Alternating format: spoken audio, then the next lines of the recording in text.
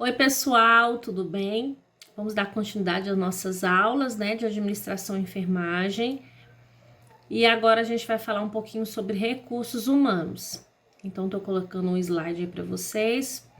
A gente vai ler e vocês podem acompanhar através da apostila, tá bom? Então, vamos lá. Recursos humanos. O objetivo da administração de recursos humanos são as pessoas e as relações dentro da organização. No entanto, certamente não é esse o seu objetivo. É sempre necessário esclarecer o formulador dos objetivos que quer atingir.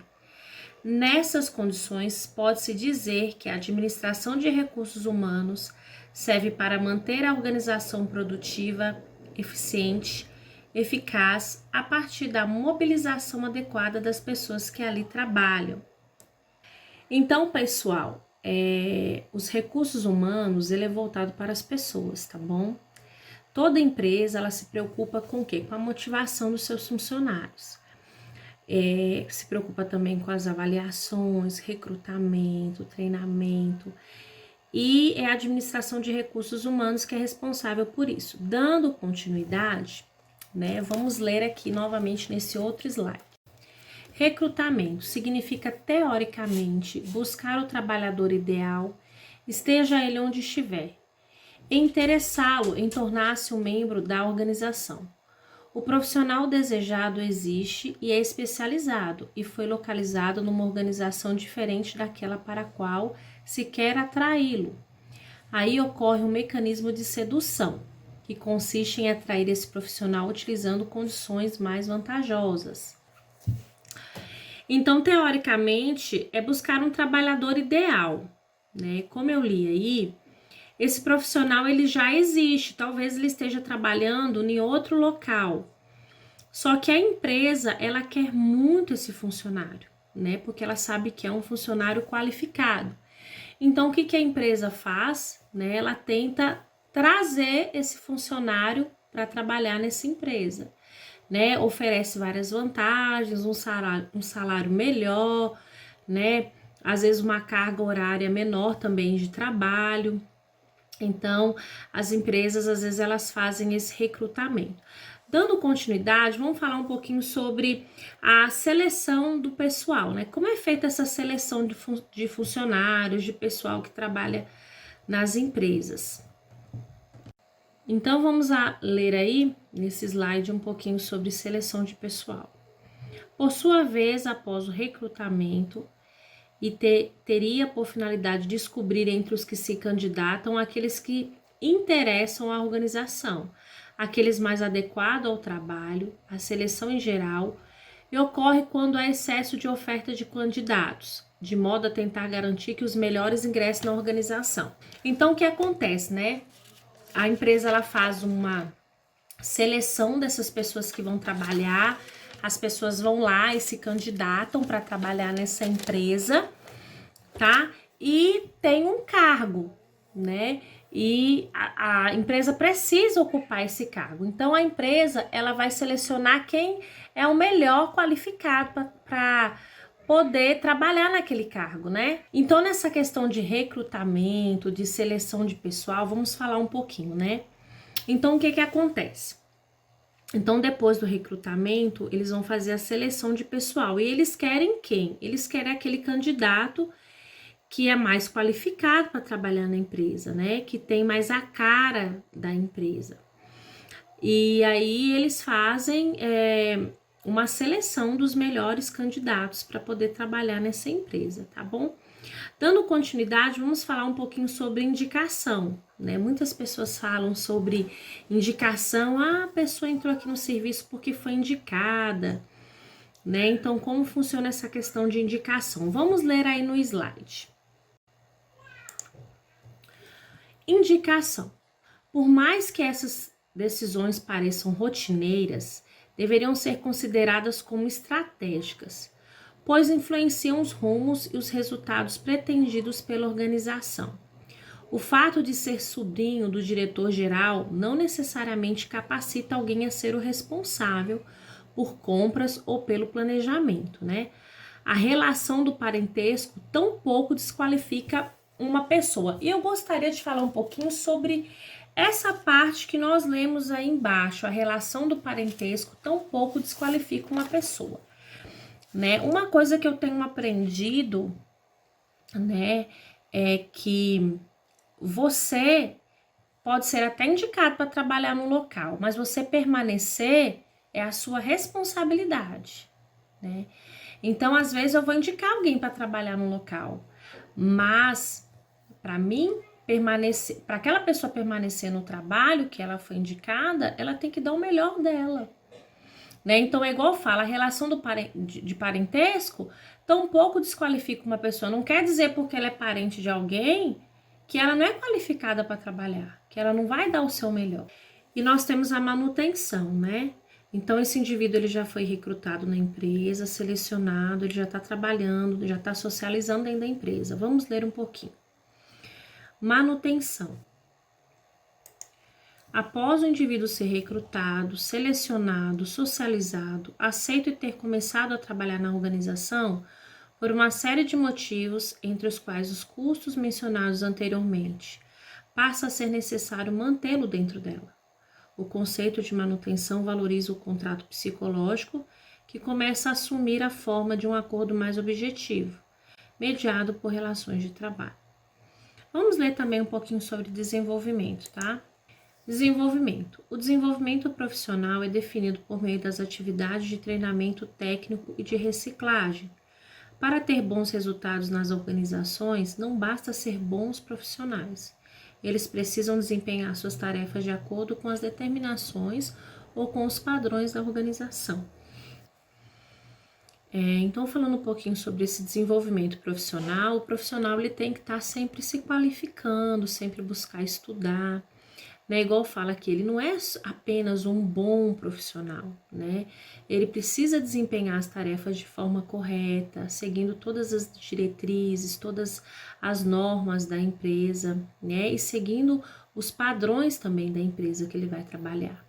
Mas sempre lembrando dessa atualização, dessa reciclagem, né? Que o profissional ele sempre deve estar estudando. Dando continuidade, vamos falar um pouquinho sobre a avaliação. Vamos ler aí no slide.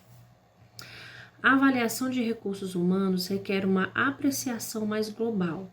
Existe um desempenho do conteúdo técnico, cuja avaliação está sob responsabilidades dos supervisores imediatos, supondo que esses tenham conhecimento técnico suficiente para fazê-lo e contato com as normas mais atualizadas externas à organização e internas a ela, né? Vamos falar aqui também um pouquinho sobre administração de recursos materiais, tá? Aí, dentro da administração de recursos e materiais, nós temos a previsão, né? O que é a previsão? É o levantamento de necessidades da unidade de enfermagem. É o que a gente precisa para que aquela unidade possa funcionar, tá bom? Aí nós temos a especificidade da unidade, né? O que é necessário para o desenvolvimento das atividades daquele local, né? Para que a unidade da enfermagem possa funcionar. Temos as características da clientela, quem é o tipo de clientela, quem são as pessoas que nós vamos atender, a frequência e o uso de material, com que frequência a gente vai usar o material, né? O local de guarda, onde que a gente vai guardar esse material, a durabilidade do material, quanto tempo que vai durar esse material, será que vai durar o tempo necessário para me atender X clientela, né? Quanto tempo que eu vou ter que repor esse material, né? De quanto em quanto tempo eu tenho que repor esse material, tá? Vamos ler um slide aí que é muito importante.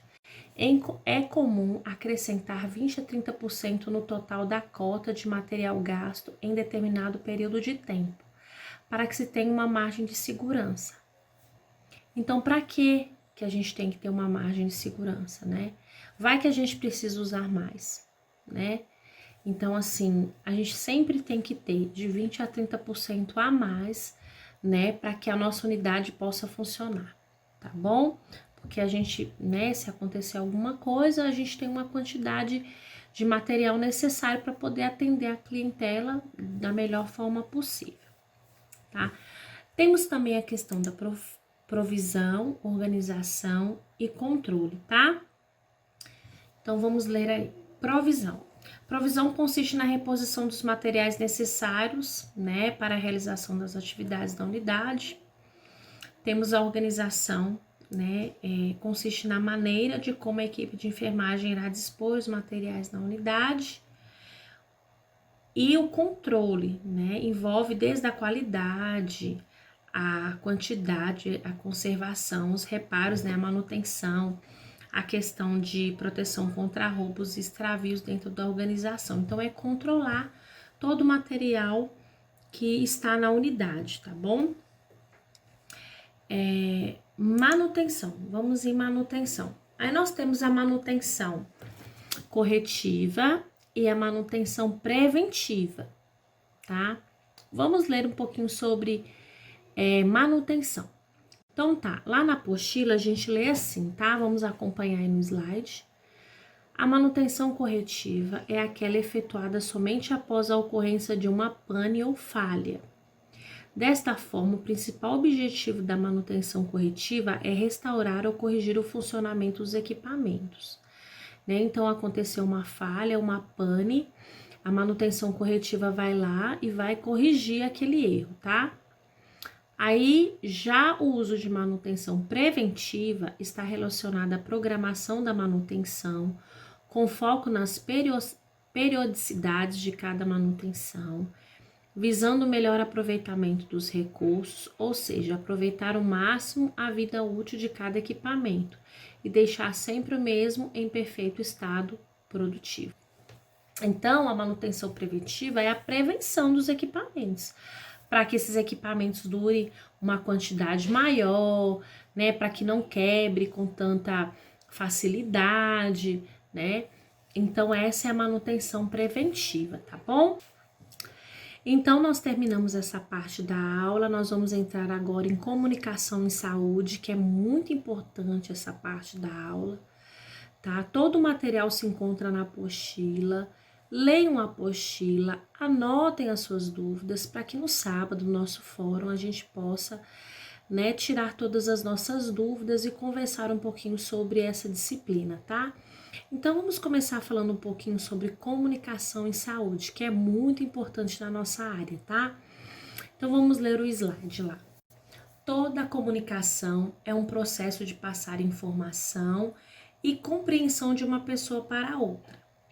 As ações da equipe de enfermagem estão relacionadas com sua capacidade, habilidade de comunicar-se com os outros, provocando mudanças necessárias, desenvolvendo atitudes positivas e levando à busca da satisfação, realização profissional. Na enfermagem, a gente lida diretamente com as pessoas, né? A gente cuida das pessoas, a gente cuida de vidas, né? Então, uma coisa que a gente tem que entender na nossa área, né, que a gente sempre deve ter humanização. Eu sempre falo isso, a gente sempre tem que respeitar o paciente, a gente sempre tem que ser gentil, a gente tem que procurar da melhor forma possível passar todas as informações para o paciente, porque é direito dele. O paciente, ele tem direito de saber todas as informações, né? Então, a gente deve passar todas as informações, tá bom? É um direito dele receber todas as informações, tá? Ele tem que ter acesso às informações.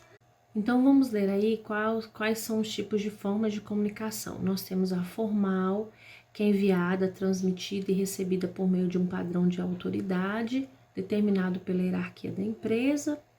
Temos a não formal, ocorrem fora dos canais formais de comunicação, está relacionado ao desenvolvimento casual dos grupos sociais.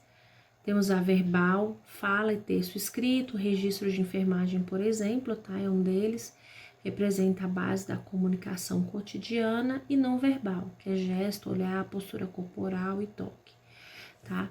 Aí nós temos também a comunicação terapêutica. Vamos ler aí no nosso slide.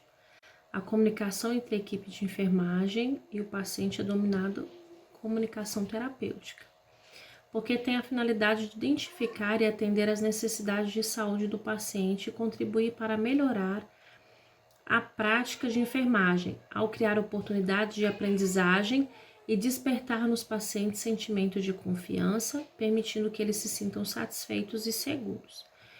Então, é a comunicação que vai ser feita entre o paciente e a equipe de enfermagem, tá bom? Vamos também falar um pouquinho sobre grupo de expressão, tá?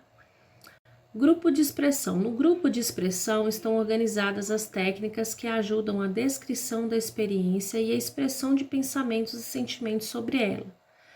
Nesse grupo encontram-se as seguintes técnicas: usar terapeuticamente o silêncio, ouvir reflexivamente, verbalizar interesse, repetir as últimas palavras ditas pelo paciente, fazer pergunta, devolver a pergunta feita, usar frases descritivas, estimular a expressão de sentimentos subjacentes e o uso terapêutico de humor.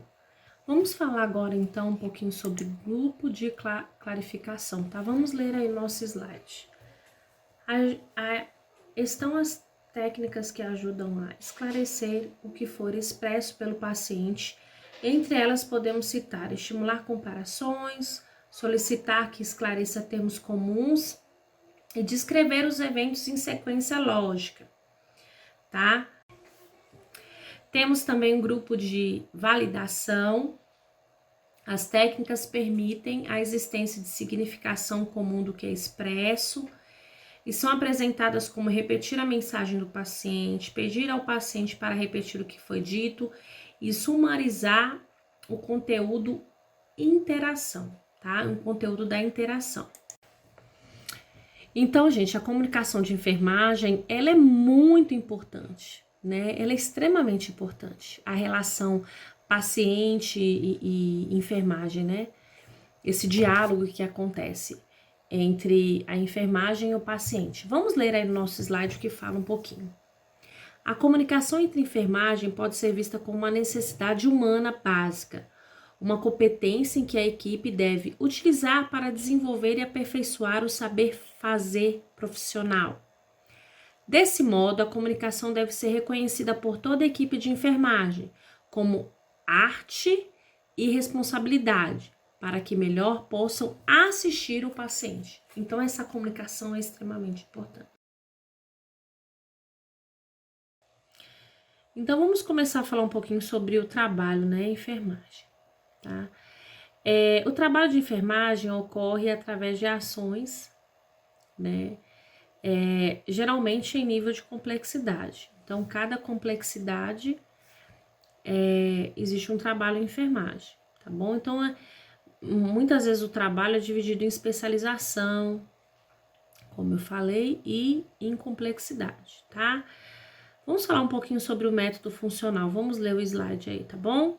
Vamos ler aí um pouquinho sobre o método funcional, tá? Enfatiza ainda a descrição das atividades e aquilo que deve ser realizado em cada turno, de modo que cada um dos elementos do grupo é responsável por algumas tarefas a serem desenvolvidas junto a um grande número de pacientes, tá? Então, esse método funcional, ele vai descrever, né, fazer uma descrição das atividades que a gente deve realizar por turno. Cada pessoa vai realizar. Vou dar um exemplo. Quando eu era acadêmica, eu tive a oportunidade, né, de ser estagiária no hospital aqui da minha cidade, tá? Então, naquele setor que eu trabalhava, eu sabia o que eu era responsável, eu sabia o que eu tinha que fazer, né? E a gente tinha outros estagiários também, mas cada um era responsável por uma coisa, né? Fora a equipe que era muito grande, a equipe de enfermagem, a equipe médica, né? E de outras especializações também que trabalhava com a gente. Então, assim, era uma equipe muito grande, era uma equipe multiprofissional, era vários tipos de profissionais que trabalhavam ali, mas cada um sabia qual era a sua atribuição. Então, o método funcional é isso, é cada um saber o que é a sua atribuição, né, o que é a sua responsabilidade e fazer, tá bom? Vamos falar agora um pouquinho sobre o método integral, tá? Vamos ler. Designação de alguns clientes a um determinado profissional de enfermagem que presta atendimento total aos pacientes durante um turno de trabalho. Então, vamos colocar aqui, nós temos X pacientes. nós temos 10 pacientes, tá? Né? E temos 4 técnicos de enfermagem. Então, nós vamos dividir esses 10 pacientes para esses 4 técnicos de enfermagem, tá? Então, durante esse turno, esses técnicos serão responsáveis, cada técnico será responsável por uma quantidade X de paciente e tem que prestar todo o atendimento. É isso que é um método integral, tá bom? Aí nós temos o método de enfermagem em equipe. Vamos ler.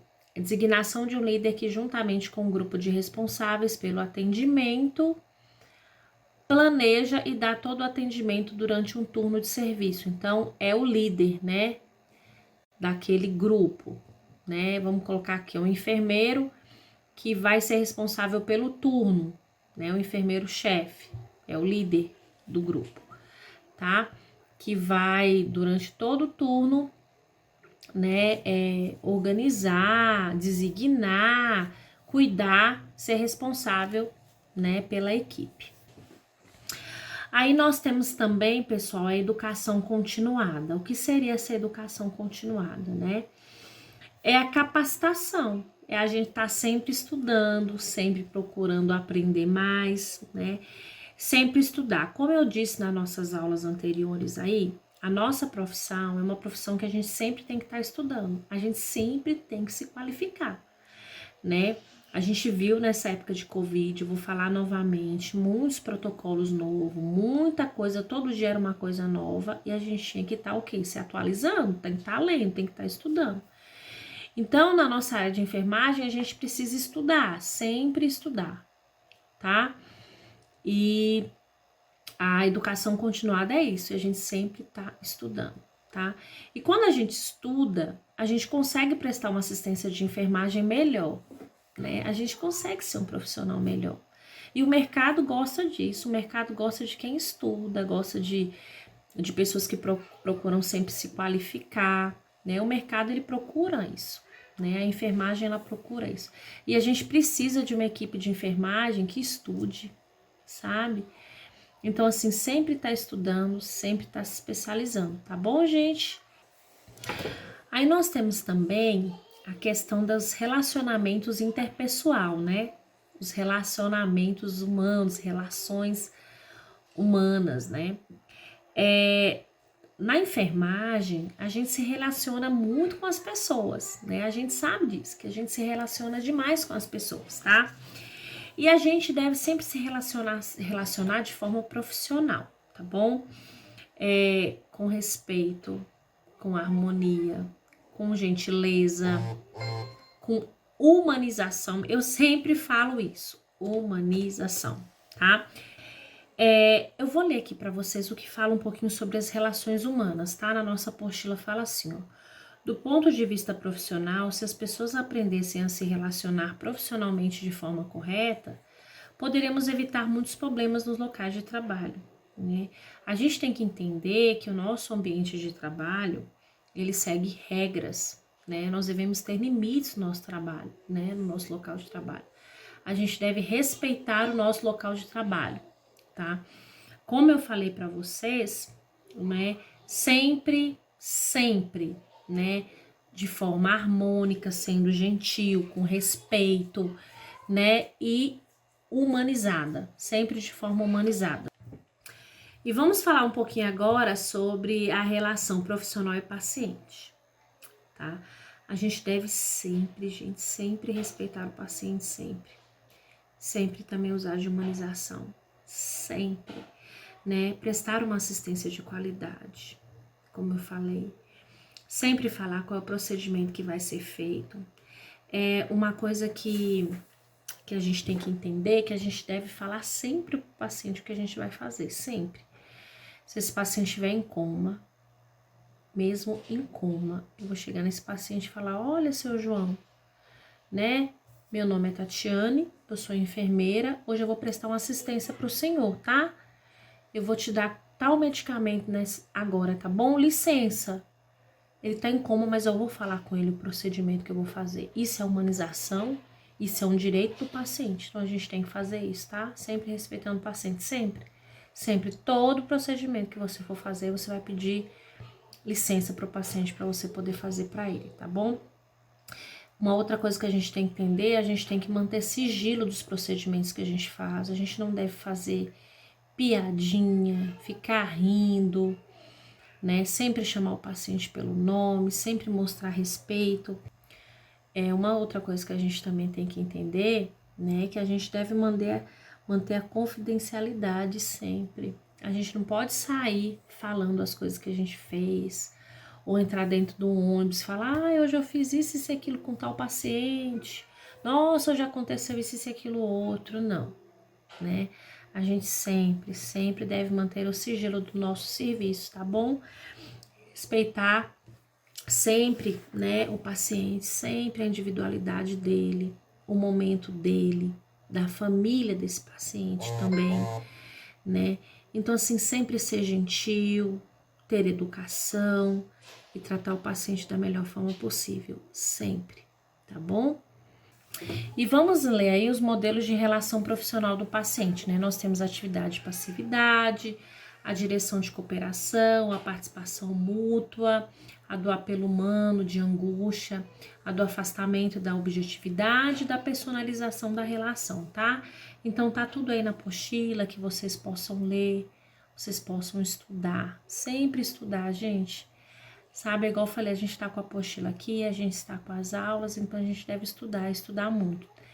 Tem dúvida, pode pesquisar também e no sábado a gente vai tirar a dúvida no nosso fórum. E para encerrar a nossa apostila, nós vamos falar um pouquinho sobre saúde do trabalhador, tá? Então vamos ler aí. Conhecer a realidade da saúde da população trabalhadora, independente da forma da inserção no mercado de trabalho e do vínculo trabalhista estabelecido. Intervir nos fatores determinantes de agravos à saúde da população trabalhadora, visando eliminá-los ou, na sua impossibilidade, atenuá-los.